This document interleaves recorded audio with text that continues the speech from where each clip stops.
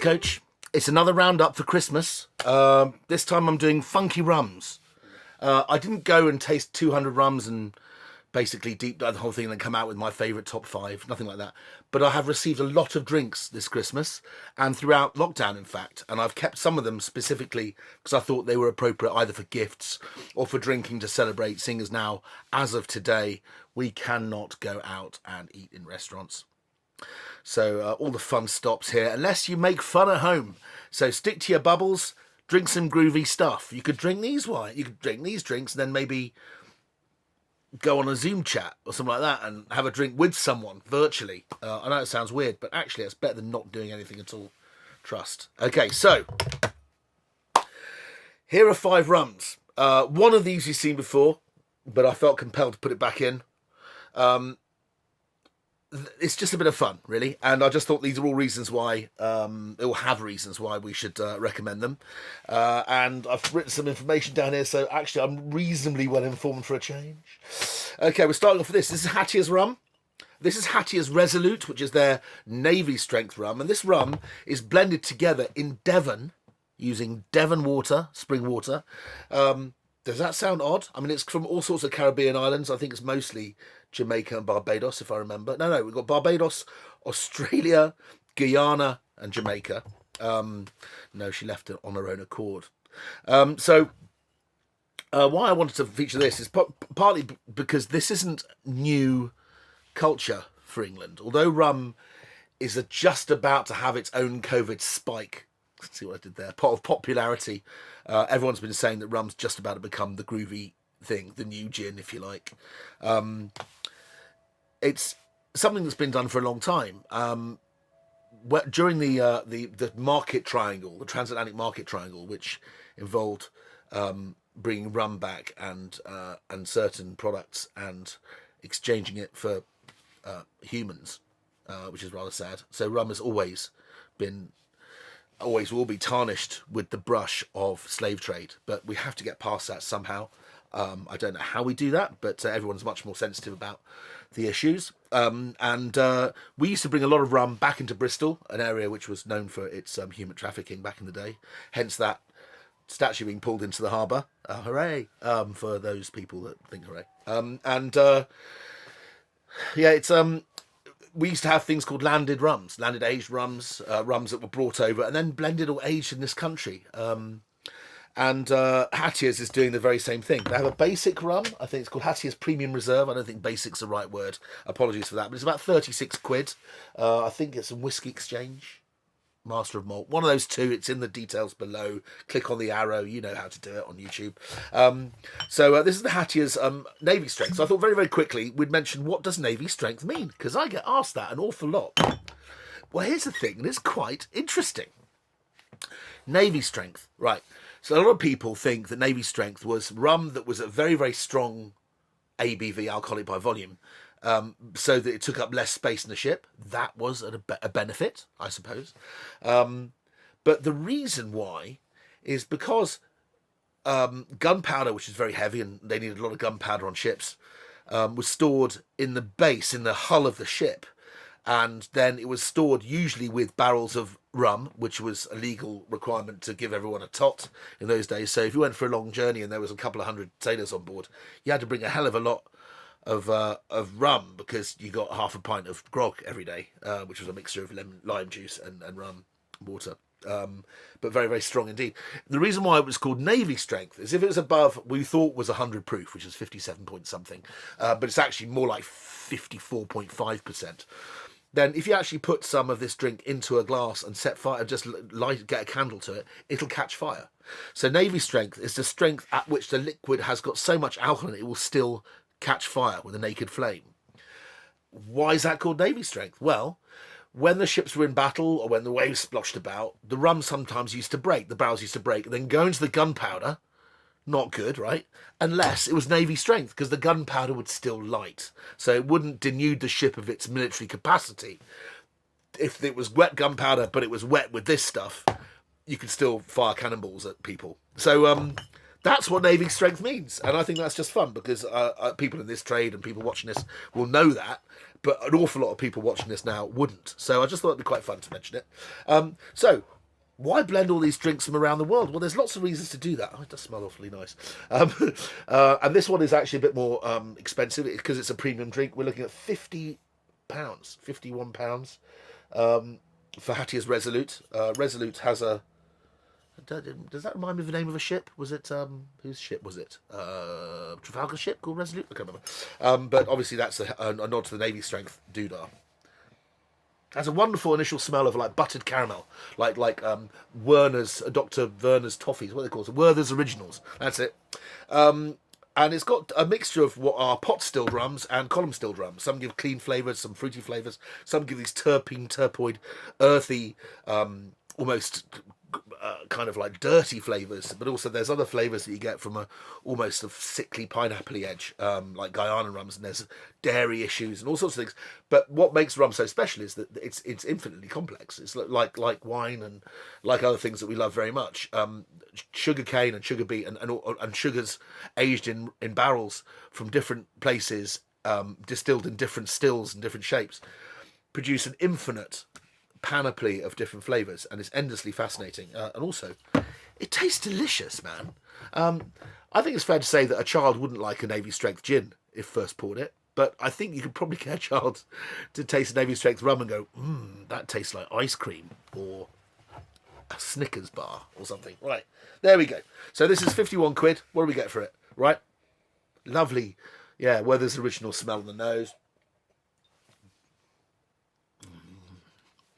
Because the extra heat, because the extra alcohol, it's just so warming, and it spreads across the palate. Tastes like a little bit like dry roasted peanut, but there's this kind of sweetness to it as well, like a praline. Yeah, it tastes like what are those things called? Those chocolate biscuits that Fortnum's make, which are covered in nuts and things, Napolitans, whatever. Well, anyway, how are we doing? 7 minutes in already. Wow. Okay, well, a lot of explanation there. But worth the time, I think. Now, bring on to this. How cool is this? Blackwell's Fine Jamaican Rum. 007. Why is 007 on this bottle? It's very, very cool. I kind of imagine that because they've postponed the release of the latest Bond film, that there is a connection, which I don't know about. But this was made by Chris Blackwell. Chris Blackwell comes from a family who lived in Jamaica, go back many, many, many, many hundreds of years. Were probably involved in all the sort of stuff that we talked about before, but in more recently were traders in rum and that sort of thing. And the other thing is that Ian Fleming, who wrote James Bond, was a big lover of Jamaica and built a house there where he wrote most of his stories. And the house was called Goldeneye. Yes, Goldeneye was the house that Ian Fleming owned, and then subsequently became, after Ian Fleming passed away, the name of one of the more recent Bond films. Chris Blackwell, by the way, lives in Ian Fleming's old house. So there's a connection there. The other connection is Jamaican music. Chris Blackwell founded Island Records. He's worth nearly £200 million. He's done all right for himself. Bob Marley and all that. Brought reggae to the world, really, outside its kind of native areas. And that he wants to bring all these stories together in its really sexy bottle. Now, that wouldn't matter for naught if the drink was shit, right? But it's not. It's really good. Really good. How good? Well, I'll show you. It's a lovely deep colour. The rum is sourced from one of the most famous, or if not probably the most famous rum producer, which is Ray and Nephew. The whole Appleton estate thing. Ray and Nephew, you may know as an overproof white rum, which is only 70% alcohol. Makes nitro cocktails. If you make a daiquiri out of it, which is with lime juice and a bit of sugar, it's known as a nuclear daiquiri, which I quite like. So we've got Blackwell's Fine Jamaican Rum, limited edition. How much were we looking at for this price? Well, it's £35. That's not expensive. What's the ABV on it? 40%. There you go. It's all right, just like anything else. Let's have a taste. The nose is very, very Jamaica. What's Jamaican rum like? Because they all have their real imprints. Obviously, why the distillation process and the way that the sugar is rendered and fermented all have their own influences on the end drink. But generally speaking, islands can be kind of like grouped together in terms of flavour. And Jamaica is known very much for very spicy, what we call high ester styles of rum. They taste fiercely dry. They're very spicy, very tangy. A lot going on. But there's a real polish to that drink. I mean, he hasn't just got the scraps from Hamilton. He's got some really fantastic rum in there. Delicate, elegant, and after this, frankly, extremely drinkable. Coming back to this, I mentioned this in our 50th anniversary show where I made a cocktail out of it. Barry Halstead, homeboy, love it. This is the amazing bottle. You can see I bought this for Emma and me to drink at Christmas. And it must have a leak. I think it's got a leak. Anyway, that bottle, isn't that amazing? Just so you know that some of these rock star associations, famous people, pop stars, whatever, actors who are getting associated with spirit brands and making tons of money, namely like George Clooney, Casamigos, became a billionaire. The person that sort of managed to wangle his way into being global brand ambassador for this is Lil Wayne. Yeah, Lil Wayne, the rapper. And my dear friend Barry Halstead is the person, probably of all the people I know, that understands the true worth of celebrity branding. He looked after Armand de Brignac around the world, which is this crazy expensive champagne. But now he's looking after this amongst some other stuff. Sovereign Brands also has this amazing new gin, Velvet Fog. They have Luc Belair, which is the fastest growing sparkling wine brand in France. Taking it to the man. This is Bumbu. This is Bumbu Rum, and it's a mixture of all sorts of different rums and a few spices. Apparently based on a recipe that's 16th century. So not mucking about. It's unbelievably nice to drink. It's unbelievably delicious. I don't really know how to put it into words, actually. But you see a lot of these are slightly flavoured or spiced for Christmas. And this is the one I can't put down. I just think it's incredible. It's about 35 quid, 34 quid, maybe even £32. I saw it in ASDA in Clapham Junction the other day. It's in ASDA. Fill your boots. Or you can buy it online. Where are we looking? Yeah, it's in Master of Malt. It's all those sort of places. 32 quid. Well, what does it taste like? Well, the nose. It smells like banana ice cream. Gosh, it smells like bananas and vanilla.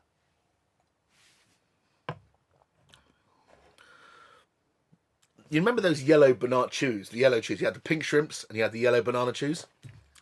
It's like they've made that into a grown-up drink. This is unstoppably delicious. It's addictive. It's gorgeous. And I wish I'd never bloody found it. Anyway, there you go. Leave on the table. Okay, right. So next up, my friend Gavin. Gavin of Emporia Brands. Gavin is one of the most knowledgeable people I know in the entire drinks industry. He has the most amazingly eclectic range of spirits and aperitifs and alcoholic drinks to sell. I mean, really, he can sell the stuff that no one else can. Drinks which are very niche, very unusual, like absinthe, aperitivo, things like that.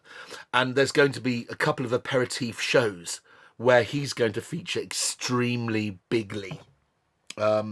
He's been very generous with his products. I shall continue to mention him where required. But shout out to Emporia Brands and shout out to you, Gavin, for being a fantastic friend and being so supportive of this channel. This is Chairman's Reserve. This rum, I think famously about 10 years ago, was voted world's best rum. And there's a distillery in St. Lucia. What's nice about saying that today is today, people in Sweden, I'm half Swedish, are celebrating Santa Lucia, Festival of Lights. And it's from St. Lucia, which is bottle selector. I just think I love a bit of kismet. So this is a really lovely rum. It's an island rum. What's St. Lucian rum like? Well, where Jamaica is super spicy and estery and full on. I mean, huge amount of it needs to be diluted a little bit sometimes. I would say that St. Lucia is far less aggressive, more engaging, more perfumed, more elegant. It's not as light as, let's say, Havana rum, which is super light, almost tequila light. But it's kind of somewhere in between. It's not like a mainland rum. It doesn't taste of muscovado sugar. It has lighter phenols than that. Let's get a fresh glass, because I don't want to spoil the flavour of this. But of all the drinks here, I'm going to say to you now, this is the bargain of the century. Most people will know spiced rum, not through Morgan Spice necessarily, but the original spiced rum that really took the world by storm was called Sailor Jerry, famous tattoo artist. And they changed the recipe when it changed its ownership, and it went from really quite delicious to utter shit. And it left people wanting. spiced rum. So suddenly all these rums came out of this woodwork. There was Kraken rum. But these guys, in terms of super premium, were kind of almost first to market, I think, if I remember. You can smell orange, bitter orange. You can smell like bitters, like Peychaud bitters. You can smell clove. There's vanilla there as well. But also you've got this incredibly delicious, mouth-wateringly fragrant rum. And it's quite dry. The bitter oranges pull the sweetness back. It's so nice. It's so nice. It looks the part. Where can you buy this? Got it written down here somewhere. It's Whisky Exchange. And guess what? £26. I mean, that's like moderately good vodka money, isn't it? What a bargain. I defy you to find something pound for pound that's better than that if you like spiced rum. All you idiots out there drinking spiced lambs and spiced Morgan, you're only paying an extra couple of quid. You're getting something proper, something grown up, something that will impress everyone else. So in terms of value for money, that's top boy. Okay.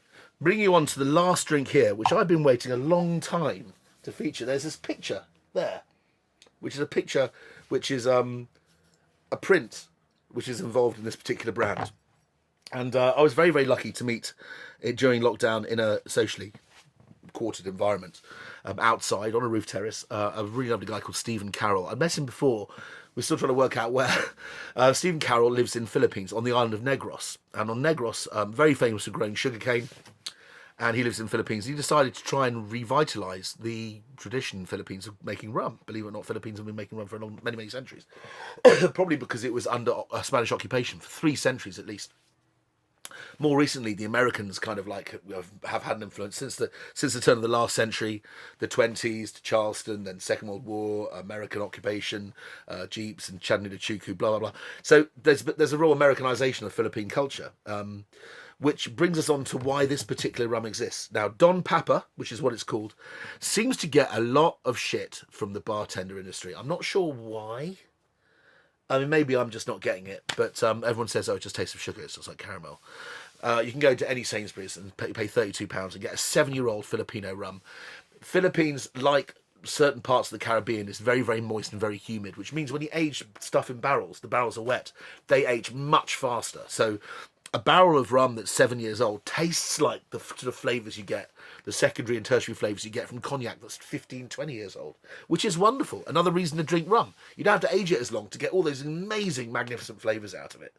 And Don Papa is as smooth as a baby's bum, frankly. It's just so smooth. It's so easy to drink. It's ludicrously easy to drink. I feature that also on my 50th anniversary show, or 50th episode show. I made a rum and raspberry, a very famous South African cocktail out of it, but pimped it into a much better drink. We've become friends, Stephen and I. And he's told me that he's been launching into lots of other markets. I mean, the UK market isn't his biggest concern necessarily, but he's doing very well in America. He's doing very, very well in France, all sorts of other places. And he's been experimenting. Now this is the daddy. Okay, right. So it's 32 quid for the normal Don Papa rum, which sounds a bit steep. It's not. And that's the same price as these. If you like a very sweet, creamy caramel rum that almost tastes like it's spiced, but it's not. It almost tastes like there's vanilla in it. Then it's probably from the barrels. Then you're going to love Don Papa. I have friends. Shout out to you, Paul Rankin, my chef friend. He loves Don Papa rum. What we got here? Well, this is the same rum that's been aged for 5 years or 6 years, I can't remember entirely, in American rye barrels. The way that Stephen describes it is, imagine a field full of rye in Tennessee, famous sort of like whiskey belt of America, and then a tropical rainstorm comes in and it makes it wet and damp and humid and sticky, like Pacific Rim sticky. I understand what he means, but this has not been finished in rye barrels. He's bought whiskey barrels, Tennessee rye whiskey barrels, or I don't know if it's Philly rye or Maryland rye, but there are different styles of rye whiskey, straight rye whiskey, but almost all bourbon has some rye in it. The mash bill depends on the producer, but you know, there's rye included with the corn and sometimes wheat and malt. Okay, so I can't believe how delicious this is. I've been waiting literally 6 months for this thing to arrive. It's now coming into England. I was looking online just now. Can't find any stockists just yet, but they're bound to be someone somewhere. It's going to Harvey Nichols. It's going to Master of Malt. It's going to Whisky Exchange. £65. So if you want to treat someone who really likes rum and they don't know that Philippines produces a rum and want to try something really, really extraordinary, they've got to try this. I mean, look at the packaging for a start. How fucking cool is that? It's awesome. How cool is this picture? It's awesome. Looks like a dodgy 90s pop band. I love it. Right, there we go. Let's taste it. What's it all about? On the nose. It smells... I featured a whiskey last week called Catoctin Creek. And maybe I mentioned Rittenhouse 100. If you smell rye whiskey, there's a wonderful wet straw, savoury, dry spiced coriander seedy edge to the smell. And then there's this lovely buttery lick of expensive oak barrels. Wonderful, buttery, creamy, like the smell of that you get in an aged white Burgundy almost. Then it slips down your throat like the good Lord in velvet pants. And all that sweetness, all that Filipino sugar is tapered and tempered and pulled back by the astringency and the dryness of the finish of the rye. It really does feel like an absolute kind of brundlefly merge between American rye whiskey and Philippine rum. It's truly divine, and when this bottle runs out, I shall probably cry. But I absolutely love it. So all those people out there that don't like Dom Papa rum, sorry I don't get you. This is really, really, really good. Okay, fair enough. I can understand that the basic Dom Papa, there's lots of other options at that price, but this is something else. I shall be buying more. See you next time.